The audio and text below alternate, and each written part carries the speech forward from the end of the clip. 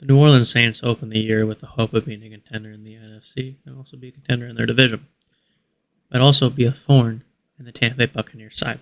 Unfortunately, the year did not go the way everyone hoped, whether the blame could be placed on coach and quarterback play or just the amount of injuries that players had. The team had players coming back from injury last year, whether that be Jameis Winston, Michael Thomas, players that were coming into the year with maybe hopes of being great again. Alvin Kamara had the year last year where he was really good, but this year, before the season even started, he got arrested. Most people thought he would be suspended from the league. The league never suspended him, so he's able to play on. He didn't really have the year that everyone was hoping he would have. Then you look at the quarterback.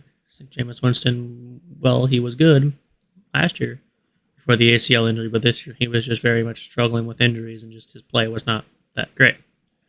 Marcus Davenport was another player that the Saints had high hopes for, but injuries also riddled his season. Michael Thomas came into the year hoping to become the wide receiver one again, but injuries played a lot into that. Jarvis Landry, the free agent signing, injured some parts of the game as well.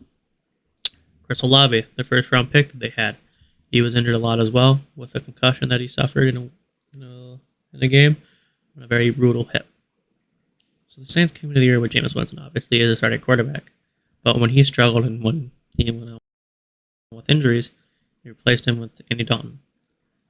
Andy Dalton wasn't really the quarterback that most people thought would keep the Saints in games or really help the Saints win a lot of games. And, well, they were right.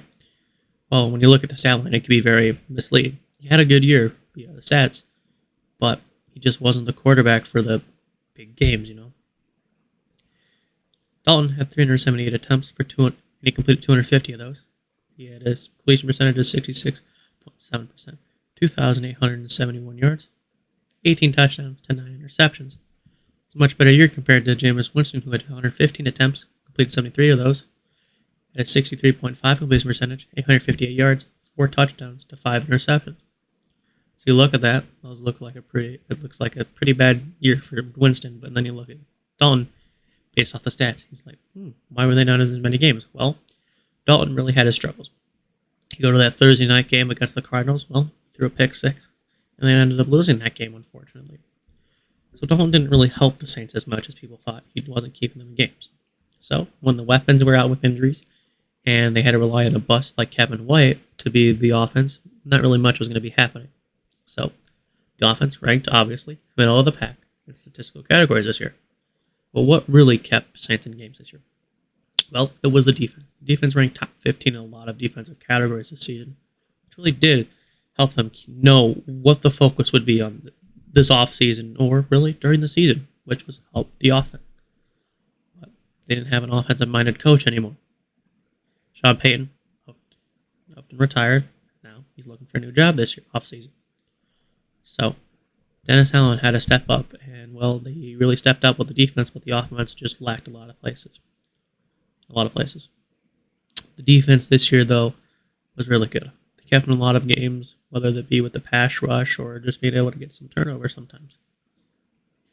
But they weren't that great with getting turnovers. They ranked 30th in both categories in fumbles and turnovers. So, obviously, they weren't getting turnovers that much, but they were getting some sacks. Because you have, obviously, an all-pro in Cameron Jordan. So if I were the New Orleans Saints, what would I be trying to do this offseason? Well, I would get more pieces that I know can stay healthy. You need a tight end. Yeah, you have Taysom Hill, but is he really the long future at tight end? Not really, no. I would say somewhat maybe offensive line help, because you have Andrews Peat. He's not one of the best linemen. You lost Sharon Armstead, but you have the rookie Penning. Who knows if he will be good. You have Ryan Ramczyk. You have Cesar Ruiz and Eric McCoy, who are both. Ruiz is on his rookie deal, and McCoy just got locked up. Then you look at the defense. Marcus Davenport is an upcoming free agent. Do you let him walk, or do you bring him back? There's Cameron Jordan. Do you trade him to really just say, screw it, you're going to rebuild, or do you keep him and try to say that you're still going to contend as a team? That's up for debate. But really, what's going to be the big question that the Saints are going to have to do this offseason is get a quarterback. They don't have a first-round pick, so they can't pick in the top 10. Grab a quarterback like Will Levis, C.J. Stroud, or Bryce Young. But they do have a second-round pick. Well, the question is, do you draft the 25-year-old Hendon Hooker, who had a really good year, but he tore his ACL? Do you draft a Stetson Bennett later in the draft? Or do you go with the free agent market with Tom Brady? But I don't think he's going to want to come there, especially if you don't have an offense that's going to be good. You do have weapons, but is that really going to be enough to bring Tom Brady in?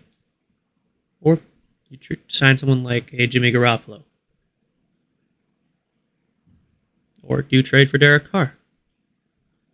That's all questions that are going to be there. But there's a lot of teams that need a quarterback and are only a quarterback away from being a playoff contender.